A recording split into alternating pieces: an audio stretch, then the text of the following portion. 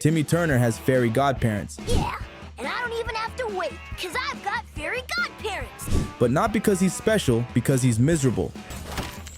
Can't wait to get home. At least I'm big in my parents. His parents ignore him. We're not old enough for this movie, and we're not taking you! Ain't pronouns a kick? His babysitter torments him. All right, twerp. Time for bed. So 4. Well, it's 9:04 on the East Coast. Bed! His teacher is obsessed with ruining his life. Hello, Turner. Mr. Crocker, what are you gonna do? I don't know, Turner. You're not smart enough to baffle with a rhetorical question, bad enough for a magnet. Ah, I got it! So the universe responds by giving him literal wish-granting deities just to help him survive childhood. Because I've got fairy godparents. Okay, you guys, I was older. Already, this is less wacky cartoon and more emotional emergency. Let's psychoanalyze. Timmy's world is unstable. He lives in a house with 2 wildly self-absorbed parents, a dad who's clueless, and a mom who's barely involved. My pants! Oh, you came here without those, honey. Right! I'm not leaving. Back in this park is filled! Hello, Mr. Turner? It's me! Mr. Turner! I'm driving with my feet! They disappear constantly, forget his needs, and regularly leave him in the care of a violent, manipulative teenager. Mom, Dad, can you check my homework? Yep, that's homework. Very good, Jenny. Here you go in a salad for lunch. Mom, either Dad sucks. Hey! I begged him to stop. He was too slow. But I'm coming to redecorate your face, twerp. That's not a setup for wacky hijinks. That's a setup for emotional neglect. Mom, Dad, I can't wait to tell you about my day. Children raised in neglectful environments often develop survival mechanisms, ways to cope with emotional abandonment and lack of safety. And Timmy? He copes by escaping reality altogether. Exactly. When my parents wake up tomorrow, I wish they had soup. Enter Cosmo and Wanda, not just magical sidekicks, but symbols of wish fulfillment and emotional substitution.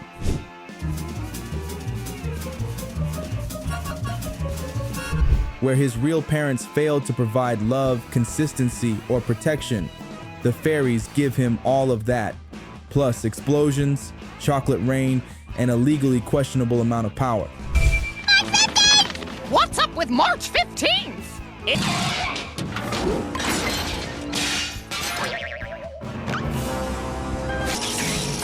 But here's the problem. Wishing away your problems doesn't solve them. It just delays the breakdown. And you, Mr. I know everything. Timmy's wishes almost always backfire. Years ago, Crocker's still miserable and fairy obsessed. We have to go back. Why? Because they're emotionally driven. He wishes to be popular, smart, rich, powerful, all band-aids for his real issue, a deep sense of powerlessness. Practically invisible and funky fresh. Come on, Timmy, let's break dance. Psychologically, this kind of fantasy-driven coping is a form of dissociation, mentally leaving reality when it becomes too painful or chaotic. It's common in kids from unstable homes or those who feel out of control. The twist with Timmy is that he literally can change reality. Hello, Turner. Mr. Crocker, what are you gonna do to me? I don't know, Turner. You're not... So instead of learning how to cope with rejection, insecurity, or failure, he rewrites the world to avoid them. This stunts his emotional development. No amount of therapy will ever make this moment okay. He doesn't have to build resilience or patience. He can just undo consequences. And the longer he relies on that, the more emotionally fragile he becomes when things don't go his way. I'm Nanette You Betcha, reporting live from Dimsdale Elementary with 10-year-old where he just saved the life of yet another lucky citizen of That's not magic. That's dependency. Here is declaring tomorrow, March 15th, Denzel Crocker Day. I can't wait to tell my mom. Even though Cosmo and Wanda love him, their existence becomes a crutch. Now you're practically invisible. And funky fresh. Come on, Timmy, let's break dance. Instead of growing up, Timmy stays stuck. Emotionally, mentally, even socially. He's a 10-year-old with infinite power. Even 10 years ago, Crocker's still miserable and very obsessed. We have to go back. And absolutely no idea how to manage his emotions without it. No amount of therapy will ever make this moment okay. Let's talk about relationships, because Timmy Turner doesn't have many that are healthy. Does it make a sound? Does it? Yes!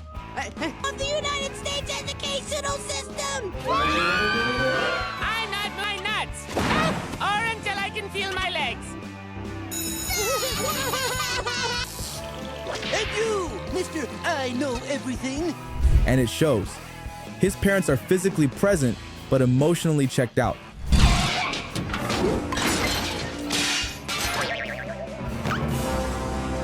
Vicky, his babysitter, actively torments him. You might have ruined my business, Summer. But I'm gonna ruin the rest of your... His teacher suspects him of being a threat to humanity. Good news, Turner. You've taken F to a new level. I'm going to give you F. And most of his friends, they're either imaginary, magical, or only like him when he's granting wishes. Everyone, run to the safe bosom of the United States educational system! I nut my nuts. Or until I can feel my legs. I hate March 15th! There's no telling. No wonder Timmy struggles with connection. He doesn't trust people. He wants love, but doesn't really know how to accept it or give it in a stable way. This kind of behavior reflects what psychologists call attachment insecurity. You might have ruined my business, Summer.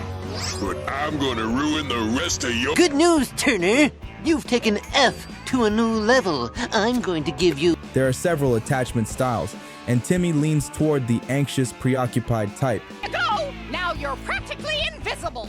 And funky fresh. Come on, Timmy, let's break dance. Craving closeness, Timmy! Oh, sure, take his side. No amount of therapy will ever make this moment okay. fearing abandonment, But I'm gonna ruin the rest of your... Them, and all the remnants of their magic disappear forever, and the child grows up. In the world! Done. constantly seeking approval, You might have ruined my business, Summer. But I'm gonna ruin the rest of your... Good news, Turner. You've taken F to a new level. I'm going to give you... overreacting to rejection, Still not worthy. Hi, Trixie. Hello. Why is this loser talking to me? struggling with boundaries. Hello, Turner. Mr. Crocker, what are you gonna do to me? I don't know, Turner. You're not... Timmy desperately wants to be liked, especially by people who don't like him back.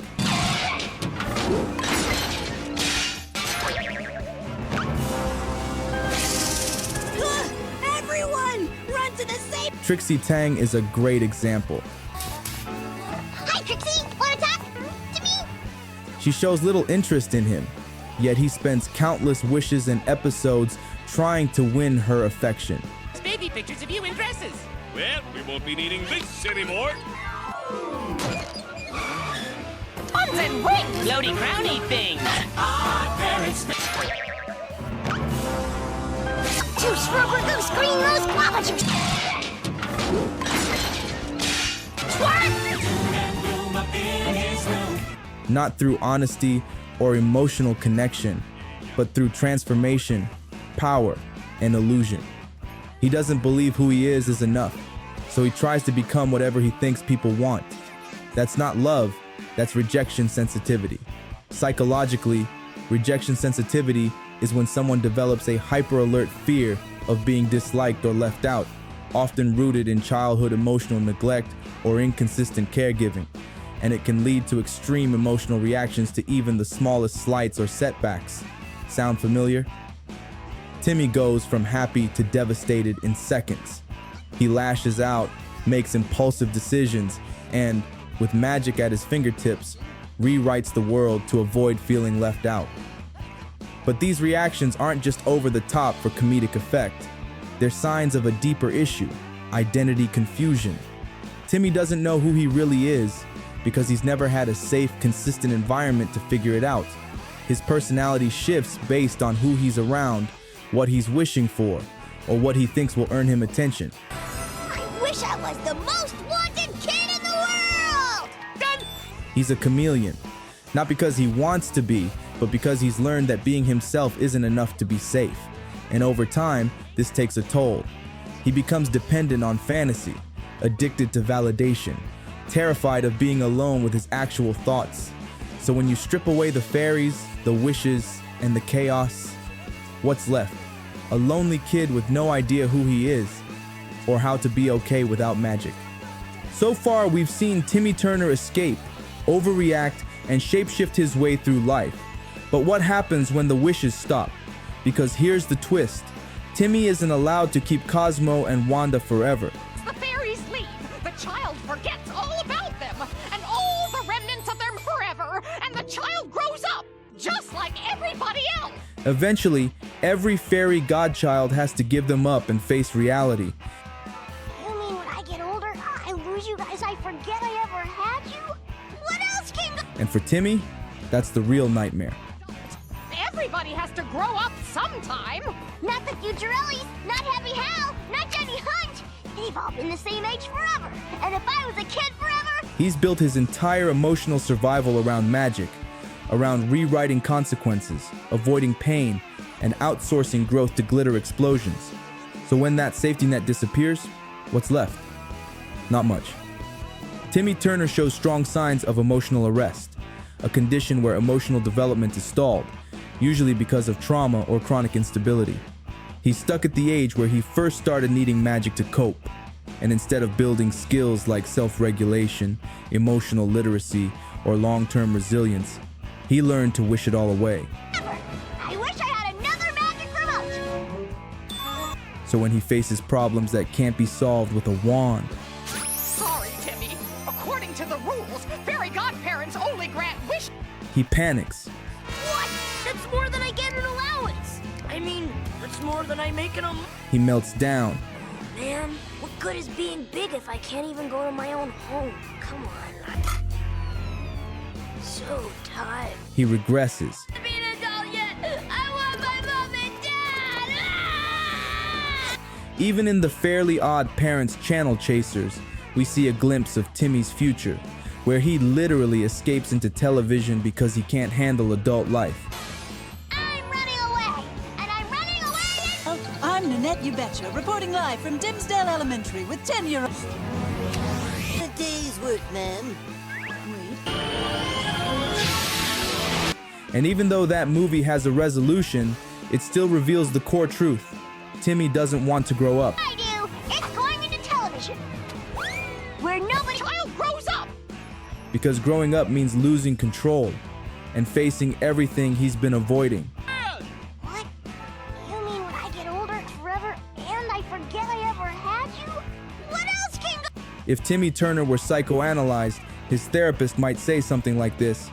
Client presents with chronic escapism, emotional dependency on fantasy, and a deep-seated fear of abandonment and failure. I'll be the same age forever, and if I was a kid forever, I'd never have to lose you guys! I'm Nanette You Betcha, reporting live from Dimsdale Elementary with 10-year-old... Displays anxious, preoccupied attachment patterns, identity instability, and behavioral impulsivity consistent with emotional neglect in early childhood. Coping mechanisms are largely dissociative in nature, primarily Right. escapism, I'm not leaving. This emotional park is masking, filled. and magical avoidance of consequences. Client requires consistent Hello, Mr. structure, Turner? It's emotional me, Mr. validation, Turner. I'm and driving long-term with my therapeutic feet. support to develop emotional autonomy, identity clarity, and adaptive coping skills.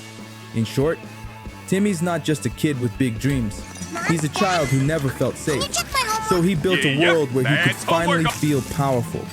But power doesn't heal pain. Very good, And magic, Here no you matter go, how the salad flashy, for lunch. can't replace the one thing he's Internet always needed: real Hey. connection. If that made you want to hug your inner child, begged him or to at least stop. buy them a He was therapist, too hit subscribe. But I'm And let me Decorate know in your the comments, face, twerp! who's next on the couch? Because behind every cartoon smile, there's probably a case file.